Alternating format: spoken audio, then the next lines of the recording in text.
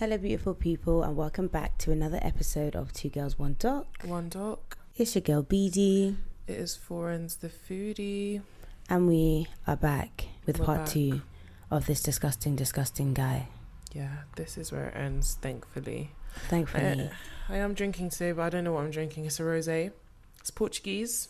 Come on. Very fruity. What tones, yeah? It's actually really good. I'm drinking today. It's a cocktail. It's I've taken a picture, so I'll post it. I'll get Fourens to post it on Instagram. Did you post the wine that you were drinking last time? No. Wow, one job you had. Just the one. I'll post it. By the time the you guys one. listen to this, it would have been posted. Yeah, that's what you said last time. So this one is actually a pink gin. Like, I'm not even really a gin girl, but this guy was like, I got you something. Yeah, but it's pink gin and it's got grapefruit in it. Oh, I'm So not a grapefruit fan. I just know it's not going to be sweet, but grapefruit's meant to be good for you, so No. let me try it and see what it's like. As long as before you're I getting something out of before I it. judge it. It's alright. It's kind of like a Negroni where like it's like mad sour at the end. I've never had a Negroni. Yeah, I don't mind them now. I feel like that's one of them drinks you drink when like you're grown. I haven't had one. I'm happy to be goo goo gaga. It doesn't look that great. Every time I've seen one, it hasn't been enticing. It's a kind of cocktail that you sip. Okay. Well, And you know me. I like to down it. I'm Speaking a downer. of downing things, I had a fantastic bottomless brunch at Grind. This girl was messaging me all sorts of I was nonsense. so drunk. I didn't even get drunk at Rock, I'm not gonna lie. Yeah, it's more sophisticated. And also they're giving you so much food. They're giving you so we much were talking food about that that on you Sunday. can't. You have to either focus on the food or focus on the drink, and the Yeah, you food is can't do really both. good. So The food is nice, so like you're proper lining your stomach the whole Yeah, time. So like you can yeah. actually like I didn't even stumble home. so annoying. I don't like that. If I'm going for a brunch, I want to be drunk. Yeah, I hear it. I won't lie. I do think the Rocker brunch is overrated. I'm not gonna lie. It's only because you didn't get drunk. You don't think the food is worth it? The food is good, but it's not good enough for me to. I wouldn't pay that again for a brunch. Yeah, I think for what you get though and what you pay, like if you went and had like a set menu, like you get more bang for your buck with the bottomless. Yeah, you do get more bang for your buck, but I don't know. The food was okay. Like the sushi was nice, but it wasn't like premium stuff. Yeah, And then the because we main- didn't pick the premium menu. Low-key, Then they were so being a. Oh, did they? Did we not? we didn't pick the premium menu. There was 2 options. Okay, and then So that like they were explains being a bit things. stingy towards the end with when we asked them for. Oh, the food silver plate. Yeah, they were. But at the other 2 times that I've been there, it wasn't like that. Like they were bringing it. Because if it's going gonna be unlimited starters, then it should be. Why are you Like, bringing? rapido, We asked for extra like the dumplings. But yeah, and they just brought 2, and it's Yeah, like that there's was wild. 5 people at a table. Are you okay? That was wild. Yeah, I definitely had So how do we share it? So I don't know. Like it was okay. one. I was Which part expecting did you a go lot. to? You said you went to the Grand. Was it the London Bridge one? No, Liverpool Street. Oh, okay. Funny enough, okay. I bumped into my sister. It sounds so weird to say. You don't live in the same house? My sister. Oh, sorry, I forget that you've moved out. It's Chazam. Yeah. Yeah, sorry, I forget that you don't live in the same house. But you guys are talking constantly. Like, I'm surprised Yeah, that we you talk wouldn't know every day, but I just did like I knew she was going out, but I didn't know where she was going. I had slept over the night before at my parents' house. And where was your husband? At our house. I sound like your parents when they're like, why are you going out without your husband?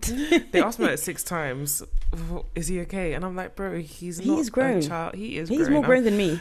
Honestly, like I think he was probably happy. Like we are in each other's space all the Yeah, time. I hear it though. So I hear it. it was. I enjoyed it. I'm sure he did. Yeah, I hear it. I actually understand why couples have separate bedrooms sometimes, you know? Like, it makes perfect sense to me. Like, I get it. It is, especially when you live in a flat. There just isn't that much space. So Yeah, it's like you're even on if you're each not other. physically together, you can even hear the other person. Like there's no separation. Crazy. But yeah, no. So I had slept over. She said, "Oh, I'm going out tomorrow," but I didn't ask her away going or whatever. Like whatever. But then it was so random. Like somebody just punched me in the arm. I looked around and it was her. Oh, that's cute. It's always so crazy running into your family members somewhere. I remember when I like bumped into my boyfriend on like a train platform. That's crazy. Yeah, but it was weird. But we were like talking, so like we were like WhatsApping and stuff. Yeah. And then he was like, "Oh yeah, what station was it now? I think it was like Green Park or something." And I was like, "Oh, I was going." I actually remember it because it's the day that it was Kweku's video shoot, and I was on my way to Brixton. Were you guys living together then? No. Oh. No. So I was on my way to the photo shoot, the video shoot, yeah. And then I was like, oh yeah, I'm at Green Park. He's like, I'm at Green Park. And I was like, the fuck? And then I walked down the platform and he was there. It was so weird. So you didn't say, oh, let's meet here. You just happened to... No, it just happened to like thing. Oh. But last time... You go first. You go. Well, I was going to say I bumped into my husband the other day, but not really. The nail shop is opposite my flat. Okay. So I was in the nail shop and he was walking past. Yeah, but you didn't know he was going to be walking past. I didn't know he was going to be walking past and he didn't know I was there. It's like, you know, when you see someone, you're like, right, he's fine. And you're like, oh shit, that's my man. I mean, I didn't have that. I knew it was him. But yeah, literally he walked. But I could tell all the other women in the shop thought he was fine. Because they all were staring at him. I love that. Yeah, but that's like, come. It's like, if I think you're fine, everyone else will also think you're fine. Come on, like, let's all appreciate him together. You've got to be able to get some hoes. Even if you don't get them, at least be able to. Yeah, exactly. Let them want you. So yeah, exactly. That was funny. But yeah, last time we spoke to you guys, I was going to a wine tasting menu. What again? I have to say, yeah. So like sometimes I used to bump into my dad a lot in the shopping centre near our house. Yeah. But like he would always make a big deal about it. Like we just hadn't either been in the same house or we're not going back to the same house. Like he'd probably hug me, kiss my forehead. But so what's wrong with you? Oh, my dad shows me so much affection. Oh my goodness. It's just weird. We live in the same, like literally this would be like, maybe he would be like, oh, I've got errands to run. Then I would go out to run like to the shopping centre. I don't want to say where it is, but I'd go to the shopping centre. And then I guess on his errands, part of it was to go to that shopping centre. Then he'll see me and he'd like hug me and kiss me. Someone would think that, oh, like we're too long lost strangers. Yeah, but he's seen you out in the wild. Like, it's like, oh, my child. Literally, the same house we're going back to in probably an hour. We'll see each other. Okay, next time he should even kick you. I just found it so funny. But yeah. So as I was saying, last time, we spoke, I was going for like a wine tasting menu with like wine pairings. And it was in Manchester. It's called 6 by Nico, yeah? Oh my gosh, I'm going to Manchester. 6 weeks. Huh? I'm going to Manchester. I should maybe... Yeah, you should go. Every 6 weeks, they change like the theme. So the one that I went to, it was Sicily. And I think my friend went to one before and he said it was Tokyo. So it's like different themes. And so you have 6 courses, yeah? And they're like, it's a tasting menu. So it's like mini courses. It's not like, do you know what I mean? You're not getting like massive plates every single time, yeah? But you leave like full. And then they like talk to you about what the dish is. And it was proper nice, like fine dining vibes. Like there was like some lobster bisque. There was some like foam thing. It was proper nice. And then each time they bring like a drink, they like explain like the pairing of it. And it was so cute. It was really, really nice. Really nice. I'd recommend it to anybody. Bisque, so. You're what? Partial to a lobster bisque. Yeah, everything that they served was nice. Like, it was really, really nice. But yeah, 6 by Nico, Manchester, great vibes. I love Manchester so much. Like every time I go to Manchester, I'm just like, wow. Yeah. My heart is here. I'm just, oh my god, that was my accommodation when I went uni. Oh shit, that's where I worked. Oh god, I got the track. Like, oh, it's just positive vibes. Like, it's just a great time. That's where I rekindled with He Who Shall Not Be Named. That's why you what? That's where I rekindled with He Who Shall Not Be Named. In fact, that's where I met him as well. Yeah, at my birthday. Yeah, was that second year? Was the first? I think it was first year. Yeah, it was first year. Yeah, it was first year. Flipping neck, mate. Anyway, great to see you.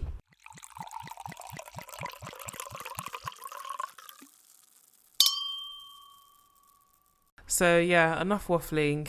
I think we just do this to distract from the horrors ahead.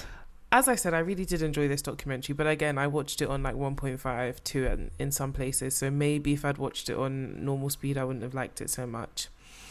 So where we left you guys, we learnt that Jared he had told Rochelle that there was some underage kids he'd essayed in Thailand. But where we left was that there was a call about Thailand. We didn't actually say what the call was about. So yeah, that's true. So basically, Jared says that in Thailand you could do anything and like nobody would get in trouble, which I know and I believe. Like, and he was saying that he was sleeping with a lot of essaying a lot of underage kids, particularly a boy.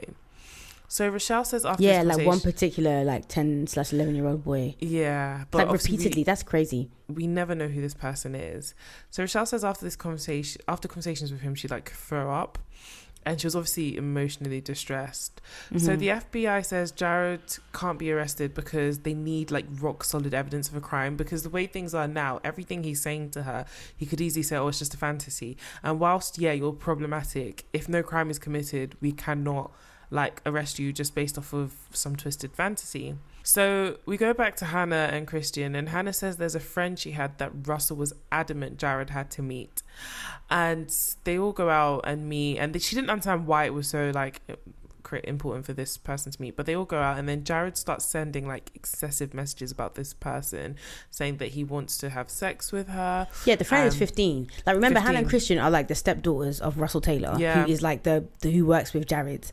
Yeah, and so Hannah and Christian are saying that, like, is it Christine or Christian? I'm pretty sure it's Christian. It's Christian. Yeah. So Hannah and Christian are both like, they're kind of like, I feel like at this point they're a bit desensitized. They see him as like the creepy uncle. Like, they even make a joke saying everybody has a creepy uncle. And this is how grooming kind of works. But yeah, it's just kind of like, oh yeah, he's just a bit pervy, like, you know. So, but it's like, even those just a bit pervy uncles, like they are a problem. Like, they're a problem. Yeah, they're hop, skip, and a junk. For being if they haven't already, though. Do you see what I mean? Like, it's not just like, oh, he's a bit weird. Like, he's weird. He didn't just become weird. There's like, something there. Yeah, it's like, and the fact that everybody has a pervy uncle. Everybody has one. I'm thinking of one right now. Do you know what I mean? Like, I don't think I have one. Okay. Let me think. Everyone has one. Especially if you're African. Not an uncle, but he's a friend of my mum's like cousin. A male figure, though. It's not necessarily like someone's brother. Do you know what I mean? No. When I say I know, because obviously uncle is friend, it's family friend, but he's not. I wouldn't consider him a. He's not close. Like he's my mum's cousin's friend, so he's not someone that my parents even know like that. But yeah, so he starts excessively messaging, talking about having sex with this girl. And then when they, I don't know why, but they convey this message to the friend. And this is why I was like, they don't deep that this is like a weird thing. Yeah. And it makes sense when you learn about like the environment that they were raised in. They don't think it's weird. They think it's like a funny, like, haha, this guy wants to have sex with you. He thinks you're cute as a 15-year-old. And they were like, nah, this is weird as fuck. So the friend, was like, this is creepy. Like, what the hell? So we're back to Rochelle now. Oh God, I'm over her. I can't lie. But I think I'm over her because I know what the rest of the documentary holds. So back to Rochelle, and she's been doing this for like 3 years, and it's affecting her mental health. 3 years? That's a uni degree, you know. That's undergrad.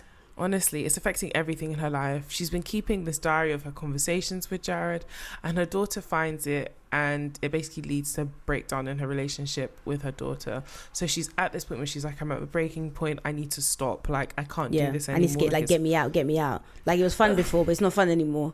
And I'm going to come back to this, but again, I don't, you know what, let me park it and I'll come back to it. Mm-hmm. So the FBI and Rochelle decide to end this all. They're going to set up a sting, and the sting is going to be Rochelle basically inviting Jared to like a fake birthday party, and there'll be loads of kids. Her son's fake birthday party. Yeah, and then he'll have free reign, and they're having back and forth conversations. It's actually disgusting because you hear it fantasizing and this and that, and then in one call, Jared basically says, "Will you let me see your kids naked?" When Jared mentioned my kids was like a shot to the heart. Will you let me see your kids naked? And Rochelle was like hyperventilating because she's like, oh, now my kids are on his radar. He's asking her to set up cameras in her kids' room. And it's like, sis, did you think that your kids were exempt from the pedophilia? Because what you were telling him was that I'm with it. He obviously thinks you being with it is with it for any child. For anyone. As in how you are where he is. Why would you think your kids are going to be exempt? Why would you think that? And why is it that now, like, I know that, like, she was trying to help. Like, in her head, she was trying to help, yeah. But it's like, why is it now only real to you when it's your children on the line? And I can understand that there's a difference between your kids and someone. I understand that. But it's just like, this is the first time in this documentary that it seemed like she genuinely was, like, feeling away. Do you know what I mean? Yeah. So last minute, Jared has a schedule change, and he basically says, I can't come like for the party. But I can come in like 72 hours, which I think is weird on his part, because if there's a whole birthday party, like, you can't just come and tell everyone, oh, let's bring it forward. So I don't know if this whole thing was like, I'm not going to cancel it and rebook it now for it's my birthday. Like, allegedly. I don't know if he was like, oh, 72 hours, get some kids ready for me, or if he was, I don't know what he was. Yeah, on. like was it? Yeah, was it? Yeah. Yeah, so basically the FBI are like, it's too short notice to go ahead with the sting.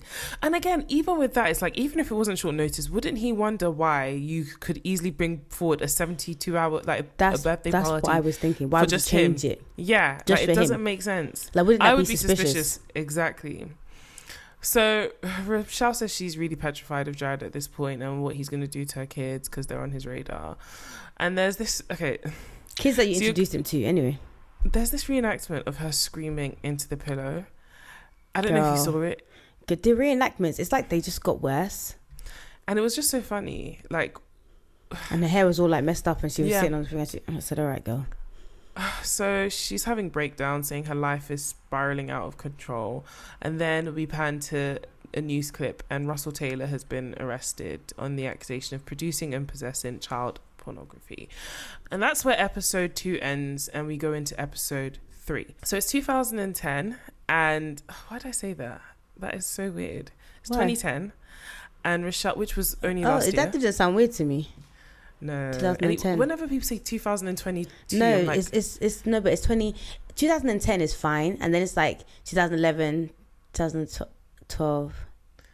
It sounds weird. It's 2012. Yeah, I say 2012, but only because of the Olympics. But if someone says 2012, that doesn't sound strange to me. Yeah, that sounds strange. If someone's like 2023, that would sound strange. People say that and it's so fucking 2023. weird. Yeah.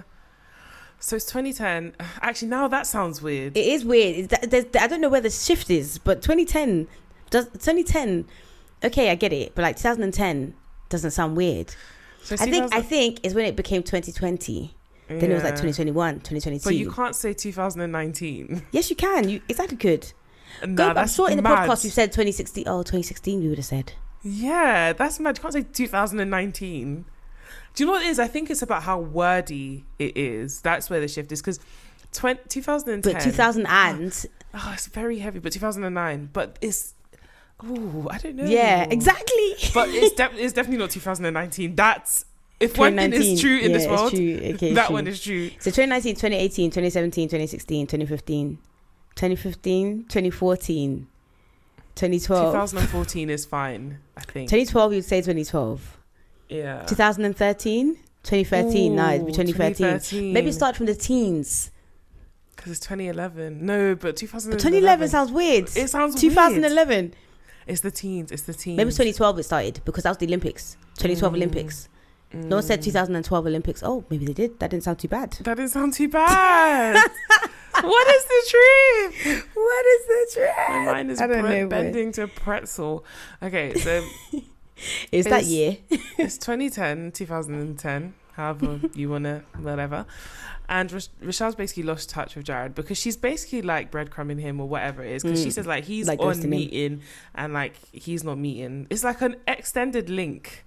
It's like a UK talking stage. It's like a situationship. Yeah. Nothing is UK happening. talking stage.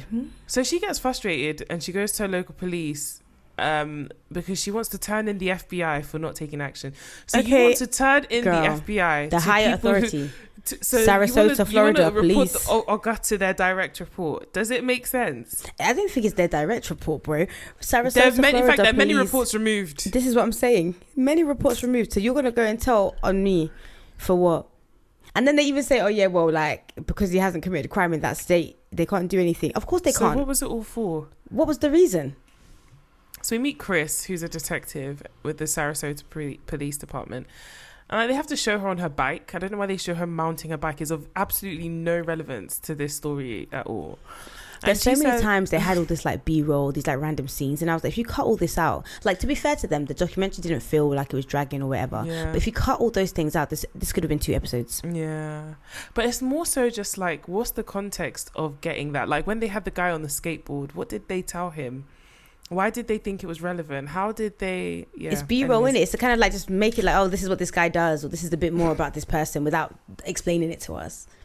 I suspect. So Chris says Rochelle came in scared. And I think she wanted an audience to believe her and do something.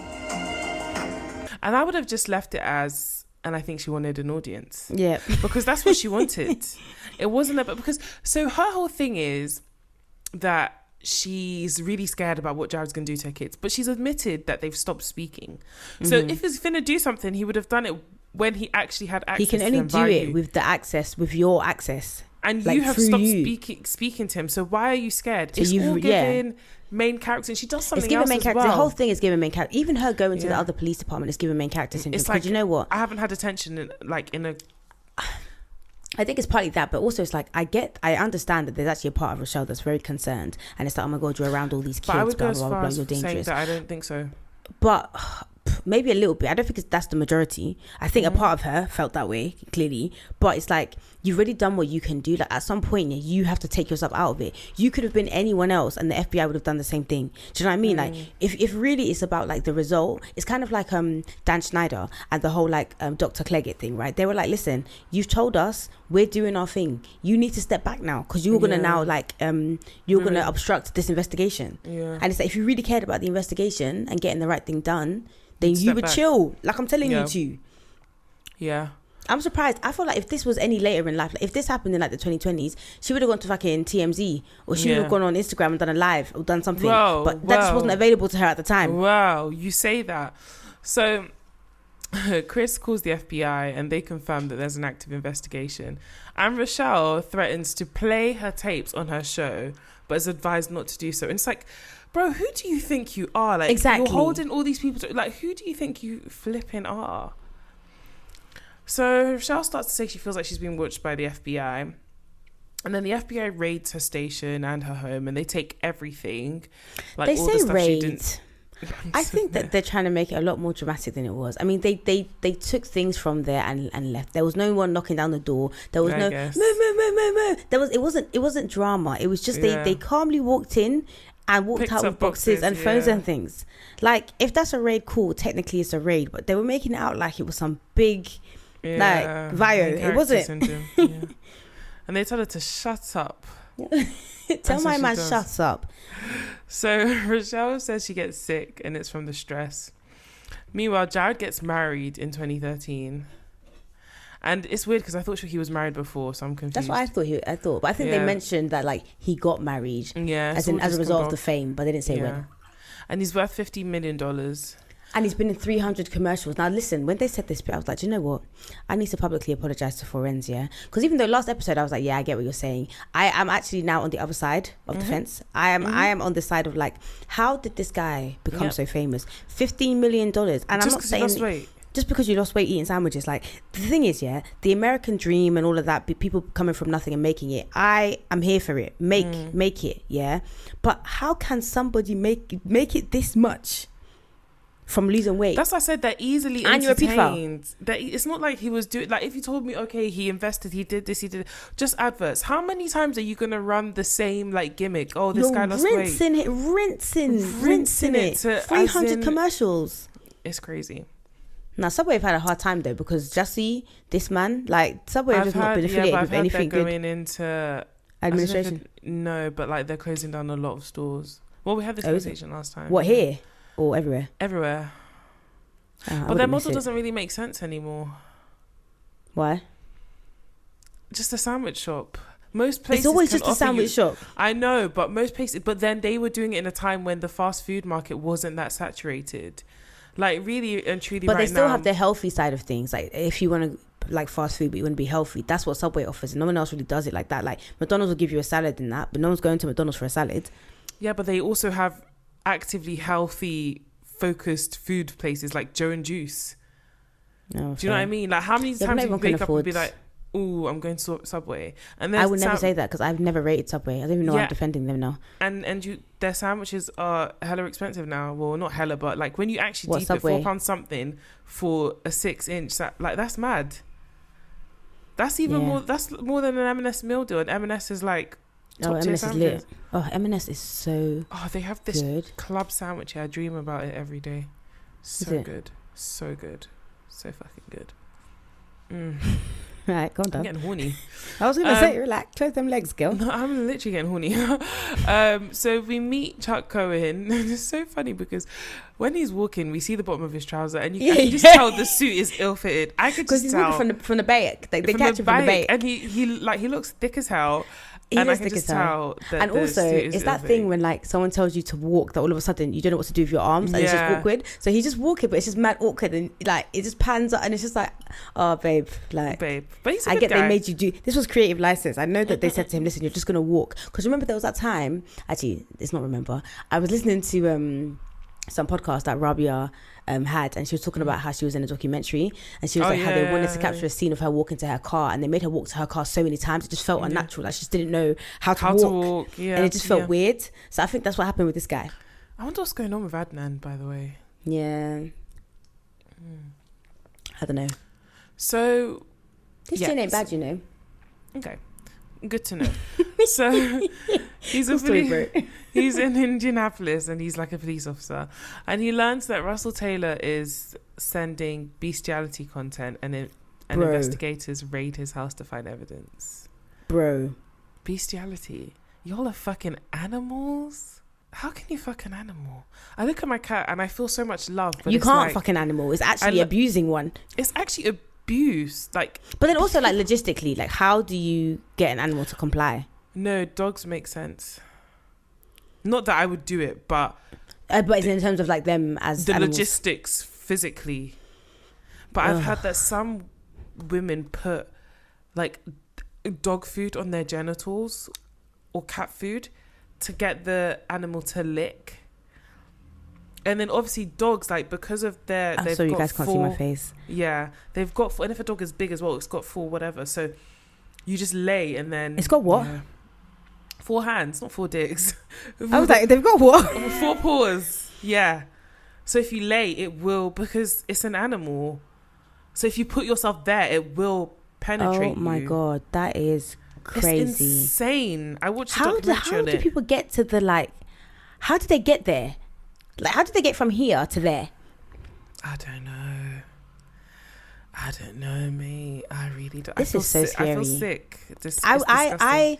I felt physically sick. Like this last episode, I felt physically sick. Yeah, As every minute went by, I was like, "Oh my god!" I felt worse and worse. Yeah. Yeah. So, oh god, I had to swallow some bile.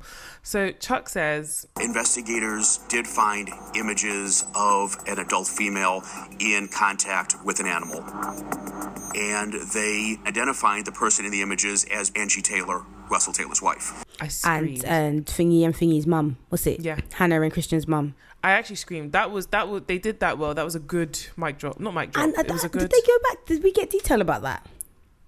A bit, but not about that. Okay. That. But we get detail about the dynamic. But it's crazy. What the hell?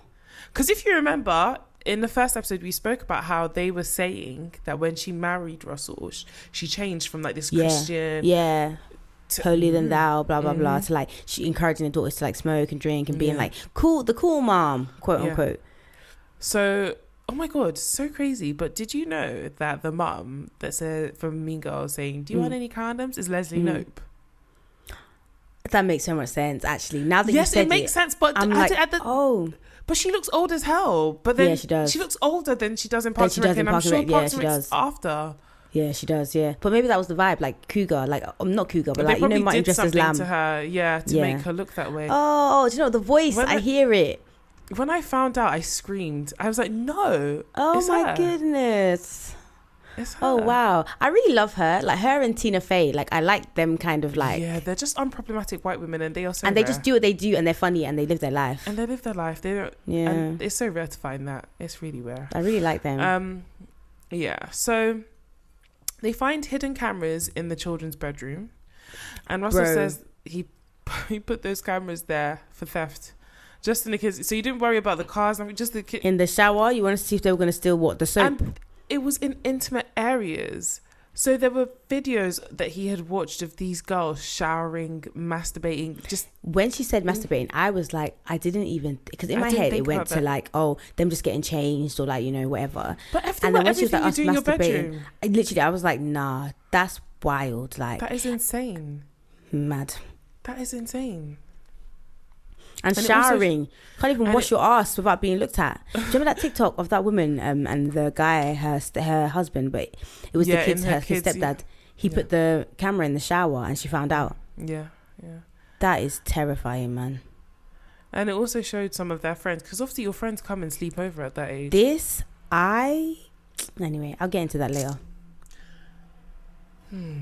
So Christian and her sister are telling us about how that once their mum married Russell, like we said before, they started to Russell and their mum started to encourage them to smoke and drink and party at such a really young age, like 12. Yeah. And it was basically like grooming. And the mum started telling them about her and Russell's intimate life. So like one of them was like, her mum would literally come into her room just after giving Russell oral and would tell her about it. And again, this is part of grooming, because it's almost like desensitizing you to sex and sexual acts. So you don't think it's a big deal. And we know it works, because when Jared was talking about having sex with their 15-year-old friend, they didn't think it was a big deal. They just thought, it's whatever. So it's like they've been desensitized. Yeah. So and it's not their fault. Yeah. So after Russell's arrested, Jared releases a statement saying, I was shocked to learn of the disturbing allegations against Mr. Taylor. Effective immediately, the Jared Foundation is severing all ties with Mr. Taylor. Fuck off. Get out of my face. Fuck off. So obviously, in a bid to look for this bestiality, they find all this like child pornography. And then they find text messages between Russell and Jared. And Russell sends Jared a naked picture of a girl. Underage girl, and Jared says he can't wait to pound this girl, and then goes to dinner with her. And so they're like, hold on, if this has happened once, there's probably other stuff going on. And the guy is like, if someone sends you this and you see it, you'd be like, yo, what the fuck, or like, don't send me that, or what the hell. Do you know what I mean? You'd object, or it wouldn't happen again. Yeah. And do you know what that makes me think? It makes me think that the girl was visibly underage. Yeah. Because it was like when I was on that court case and the guy was like, oh yeah, like I thought they were... Oh, like older. Yeah, I thought they were older. And obviously they couldn't, the CPS refused to show us the actual images. Thank God. Yeah. Like, but they gave us a very explicit description. And one of them was like, the video, the images depict a prepubescent girl that is either between the ages of 9 or 12. So there's no way you thought she was 18. Visibly prepubescent. Yeah. There's no, like, even if a woman is slender, you can tell. You can tell a woman's, like, you are like a slender build, but I can tell your body is a woman's body as opposed to a kid. Like, a prepubescent child. Like, are you fucking for real? Like. Also, if you haven't listened to that episode, it's the jury duty episode. I'm going to put all the episodes we reference, I have been putting in the description. Yeah. So if you want to hear that episode, because that case was actually very, very wild. Yeah, it was and insane. that's trigger warning as well for that one. Yeah, massive trigger warning. Till this day, I still feel like I've really done my civic duty. Yeah. I really hope that they put him away for a while though, because like... Yeah, this is UK. I was going to say, like, he could be out by now. And also because he didn't actually commit a crime... Technically, I mean, yeah. But like, isn't communicating with a minor or all that stuff like a crime? I guess it is, but like he didn't physically. It's just him saying that. The car park thing for me, I still talk about this today. How can you go to? I think about that all the time. You don't even know. You don't know who you're shagging. You don't even know who you're gonna. People could want to beat you up, like, and they should. That's the kind of person you set up. That's so funny. So, anyways, even the judge was looking at him like, so you just wanted to... He was like, so you didn't know who it was. You just knew there was sex and you said, I'm going to go. That's crazy. It's mad. That is crazy. It's actually insane. So investigators arranged to search Jared's home, but they have to do it in a way where like it doesn't attract a lot of media attention, but then it does. So but then I'm like, why are they trying to save him? I don't get that. Like, I guess it's just to limit like all the hearsay before they... Oh, like messing up the investigation? Yeah. So okay, this is where I tell you, this woman is problematic as fuck. So obviously, is there stronger words than problematic? No, I'll say it at the end. Okay. I'll say it at the end. So, because if I say it now, they'll think I'm harsh. Mm-hmm. So, obviously, when the police go to, like, raid someone's house and they come out, they know what they're looking for. But especially when it comes to, like, electronic data, you cannot verify if you found that immediately on the premises, right? So you coming out and saying, oh, we went looking for X, Y, and Z, you're going to taint the investigation. So usually what they do is they keep quiet about what they're investigating or looking for until they've confirmed. They had 5.6 terabytes of things to sort through, right? The day she saw the news, she called a TV station and did a sit-down interview and basically said that she was coming to tell her side of the story. You don't have a side. You don't have a side. It's not like a he said, she said. It's not a rape allegation. It's actually got nothing to do with you. It's nothing to do with you. You did not even facilitate this particular raid. It wasn't via you. Yes, you provided them with really good information previously, but this raid was actually nothing to do with you. And the thing is that, yes, you alerted them initially to like his happenings, and great, well done to you, yeah, great, yeah.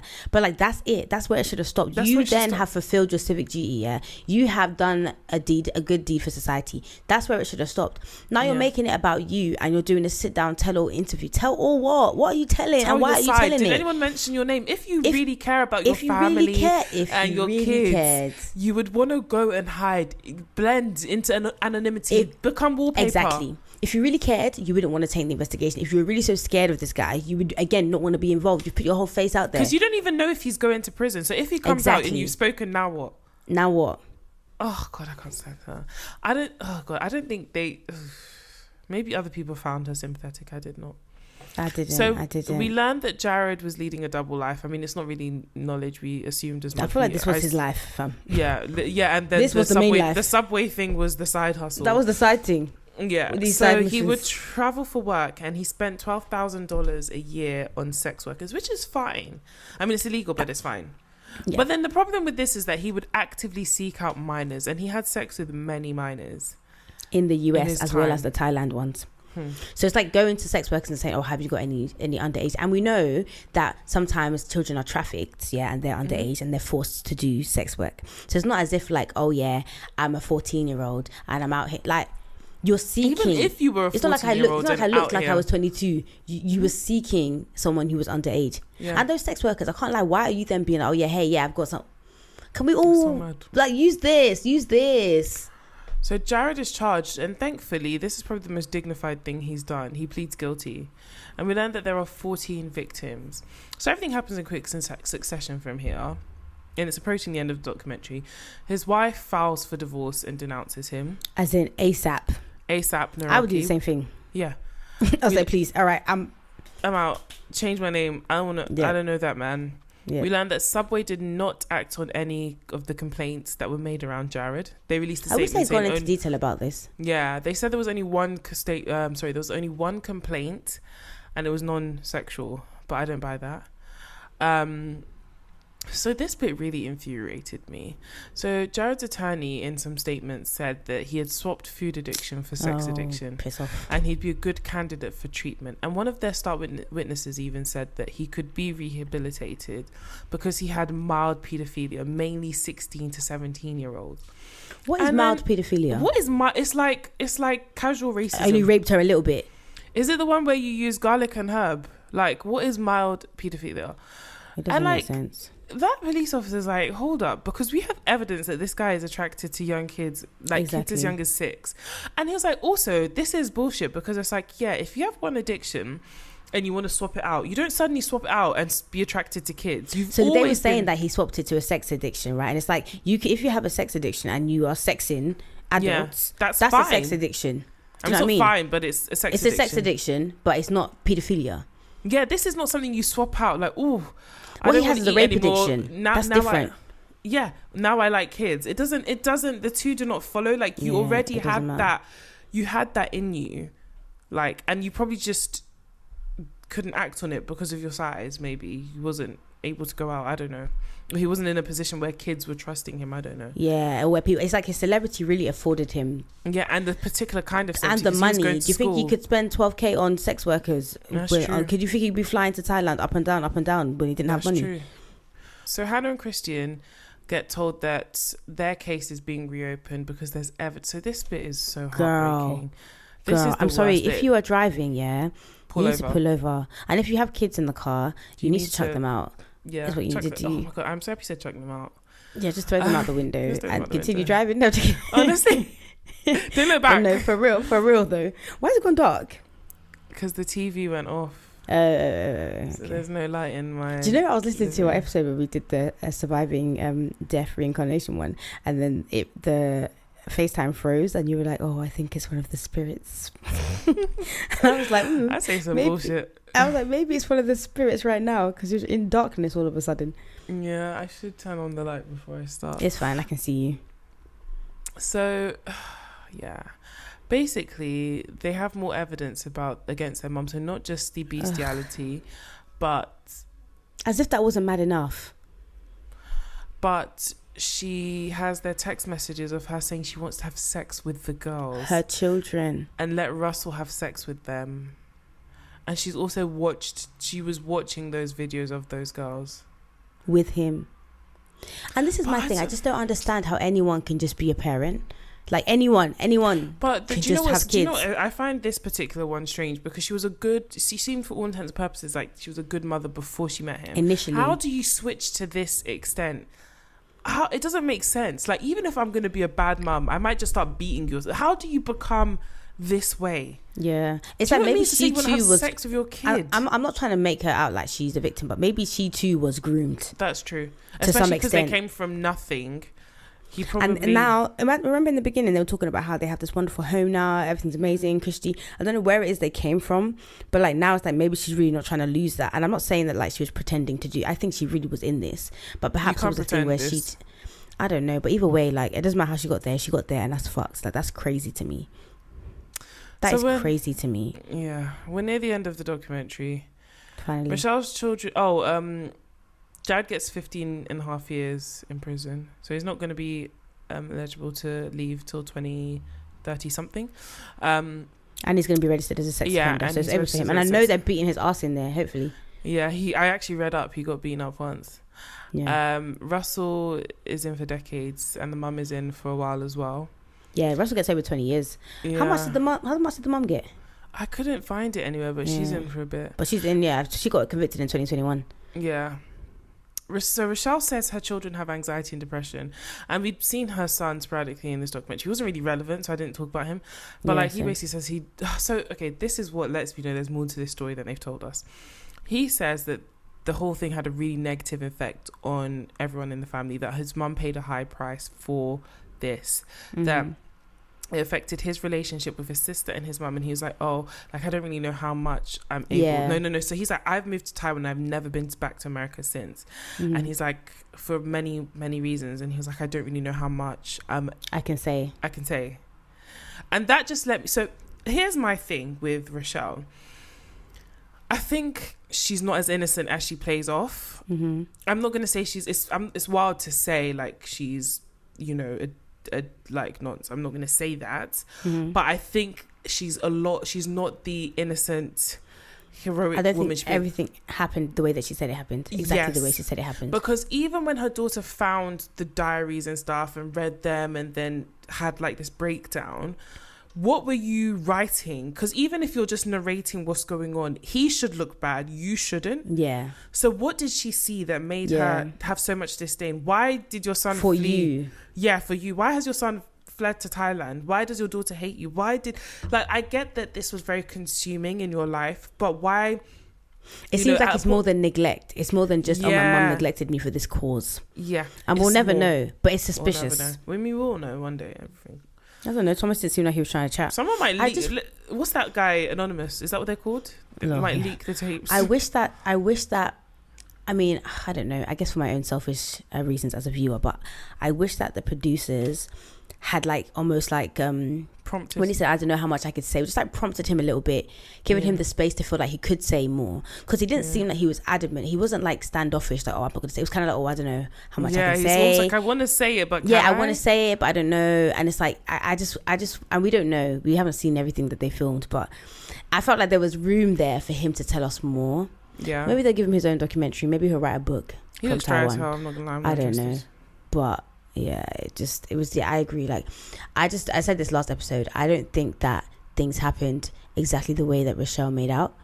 Yeah. And for someone who was trying to be so like, this is this, like, just tell the whole truth. Do you know what I mean? And nothing but the truth. So help me God. So now it's time for the real crime, I think, was the beard. Our segment where we focus on something during the documentary that may not be criminal, but we definitely consider to be a crime. Mine too was obviously the bestiality. I think that was fucking wild. I know that is actually a crime, but sometimes the crime is just so extreme that it has to also be the crime. You know what I mean? And then the other one was the hidden cameras, yeah. But in terms of for the friend, like the older I get, the more I'm like, I understand why people don't let their kids go to other people's houses. Yeah, because your house was safe. No one's doing hidden cameras in your house, right? But you just go to your friend's house. Everything seems okay. The dad's not creepy. No one's touching you, nothing like that. But now there's videos of you sold on the internet. And once it's out there, you can never get it back. You can never get it back. What about you? Oh, mine was the screaming in the pillow reenactment. And the trousers. Yeah, and the wig in that reenactment as well. Very higgy. Yeah. Higgy hag. Those were mine. Yeah. But yeah, that was really heavy. Like, if you're still here, like, well done you. I think it just goes to show you can't trust anyone. Yeah. Not even if he loses £245 eating Subway. Yeah. Not even your mum. Not even your mother. I never trusted my mum anyway, so it's fine. Okay. All right, you love that woman down. Love her down bad. So next speaking of surviving death, in the episode we did, and again, I'm going to put the link to the original episode in our show notes, but there's a series on Netflix called Surviving Death, and it's about surviving death. And so the episode we did before was about reincarnation. The first episode is about near-death experiences, and that's and that's a pretty good episode as well. So we're going to cover that episode next. It's still on Netflix if you want to watch it. There's like 5 episodes, I think. So we're going to cover that. I will see if I can like whip together a trailer and I'll play that. Whip. But yeah, also listen to the other episode, the reincarnation. It's actually really good. I listened to it the other day. Yeah, I think it's one of my favorite episodes that we've done. Yeah, it was definitely funny. Yeah, it's great. But yeah, in the meantime, between time, you can find us everywhere. On Instagram, Twitter, Facebook, 2 Girls 1 Doc. On TikTok, it's 2 Girls 1 Doc Podcast. If you want to email us, it's 2girls1doc@gmail.com. You can send your suggestions, all that kind of stuff. But yeah, we've got a good few documentaries coming up for you in the near future. 5-star reviews, please, and share with your friends. It's the only way we can make it out here and do this. We can make it out the hood and bring you better content. Yeah, and visuals. We're not going to be like Beyonce. You will not be the visuals. We will be the visuals. You are the visuals. And also, Beyonce, I have a bone to pick with you because, first of all, how dare you? You did not give us the energy you're giving America. Like, I feel like we were the practice one, you know, because once you said, look around everybody on me, I was guilty. I have it on camera of being like, look, because obviously you think it's going to continue, yeah. So I think that she was using us to teach the Americans, like, okay, cool, this is how it goes. Because now everybody knows and they're on point. So I get it. But apparently she's coming back next May, so. The rumours. You know. And how do we know that she'll ask us to be on mute? And she did it twice in Atlanta. And she said, you're one. Go by. They did Raggedy win. Bitch. Have you seen because you didn't tell us. You didn't tell us that there was a... We weren't supposed to win. It wasn't a competition when we were there. You know how the Brits are in Assembly. We are on it. I think what we did win, though, was Love on Top. We won that shit. Yeah, well, she hasn't announced that one. Okay, and she just gave more energy in the US. Like, I don't like this. I hear it. I understand. That's her home. If I was performing here in London, oh my God. Imagine when she gets to Houston. Is she performing there? She must do. She must. And she'll probably bring out Meg. Yeah, imagine when she gets to Houston. Meg is Houston as well. Yeah, but she didn't brought out anyone though from anywhere. Sometimes I think about the fact that I was going to interview Meg the Stallion and it just didn't happen. When was that? When I went to Houston, I was talking to her manager at the time. She wasn't that big. She was just this girl from Houston that released one song. Yeah. And they were like, oh, I have to provide studio space. And I was like, bitch, I'm here on holiday. How am I going to find studio space? What do you mean? Just message the studio. Who do I know in Houston like that? You don't have to know anyone. Like, if she even said Atlanta, I have cousins and stuff. I didn't have anyone in Houston that I could facilitate. And I was only there for a limited amount of time. And it was over the Christmas period. Anyway. So like some of those days were Christmas. And then she was like, okay, when we're in London... And then by the time this girl came to London, she had blown. My emails were bouncing back. Oh, Matty. Anyway, in life, everything happens and doesn't happen for a reason. One day we'll meet and I'll tell her all about it and we'll kiki and laugh. You'll kiki and laugh about it. Yes, sir. But yeah, that's my villain origin story, actually. Meanwhile, you got to interview, what's his name instead? Neo's wife. Okay, no, who's that guy that you interviewed that time? Donald Jones. That's it, Donald Jones. That was good. That was a good one. I mean, yeah, that was good. But that was a good one. Oh my God. And also you interviewed, what's his name? That fine one. Broderick Hunter. That's I would it. tattoo that on my forehead if I'd actually met Meg Thee Stallion. What, Maggie? Yeah. Yeah, but it would have been in retrospect because at the time she hadn't blown. It would have been after she blew. It would have been Yeah, and I I was wouldn't the even be first doing hot that. I girl. wouldn't even be doing that right now. So it'd be like, there's no point. But yeah, no. like, It we don't know. was- Listen, I don't know. Maybe you'll find your way back to that. Who knows? I don't think so. The more I think about it, the less I'm like, this does not make sense Fair enough. at all. But yeah, just Anyway. a little tidbit in there. Innit? Those who know. These police always blasting their siren, doing absolutely fuck all. Oh, was that police? What was the emblem? Yeah, no, that was police. Doing Can you tell the absolutely difference fuck between a police siren and an ambulance siren? Yeah. Okay. There's a difference. All right, guys. All right, enough of that. All right, Till then. next time. Bye. Bye. The question of what happens after we die has intrigued humans for as long as we've been around. As a physician, I know that most people don't think about death really until they're forced to. Her brain was not functioning, and yet she had the most vivid experience.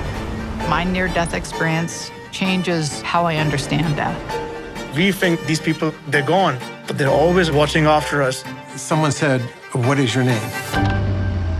This thing is talking to us. The first story that Ryan ever told, he said, "Mom, I think I used to be somebody else." Extraordinary claims require extraordinary evidence. This is the biggest claim ever. I don't believe we know everything. Their loved one from the other side is there helping them cross over. These signs and messages are always around us. I would say, send me a cardinal when you get to heaven.